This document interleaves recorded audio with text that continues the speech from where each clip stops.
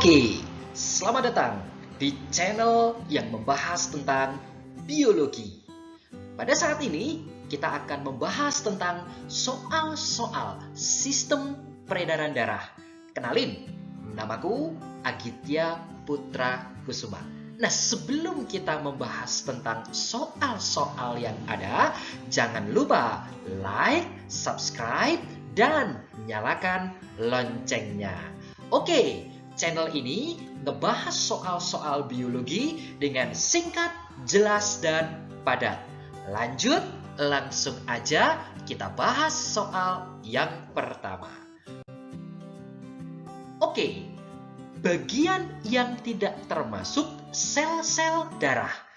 Ada 4 opsi, mulai dari eritrosit, leukosit, trombosit, dan plasma darah.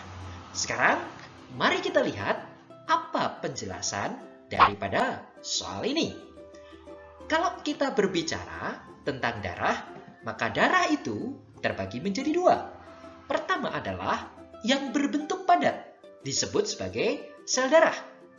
Ada 3 jenis nih, kalau kita ngomongin sel darah. Ada eritrosit, biasa kita sebut sebagai sel darah merah. Kemudian leukosit, biasa kita sebut sebagai sel darah putih.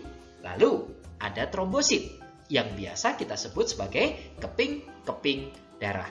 Itu loh yang fungsinya sebagai pembekuan darah kalau kita lagi terluka. Nah, itu bagian yang padat. Sementara ada satu lagi nih, bagian yang cair. Yang cair namanya disebut sebagai plasma darah. Sehingga ketika kita kembali kepada soal yang tadi, bagian yang tidak termasuk sel-sel darah, maka jawabannya adalah tepat sekali, plasma darah. Bagus, sampai sini bisa dipahami ya? Oke, sekarang kita lanjut kepada soal yang selanjutnya.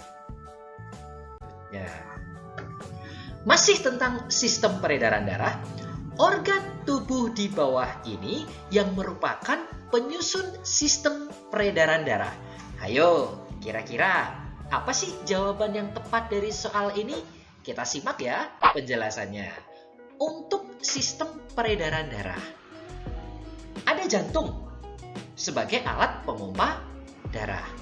Yang kedua, sebagai pembuluh darah. Apa aja sih yang termasuk pembuluh darah itu?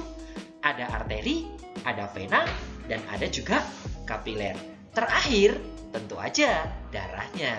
Tadi udah kita bahas di soal yang pertama. Ada yang berbentuk padat, yaitu sel darah, eritrosit, leukosit, trombosit. Sama ada yang bentuknya cair, yaitu plasma darah. Nah, ketika sudah menyimak penjelasan yang tadi, sekarang ayo kita kembali kepada soalnya. Dari A, B, C, D, kira-kira apa jawaban kamu? Betul sekali, jawabannya adalah C. Nah, gimana? Udah paham ya dengan 2 soal yang barusan kita bahas tadi? Nah, channel ini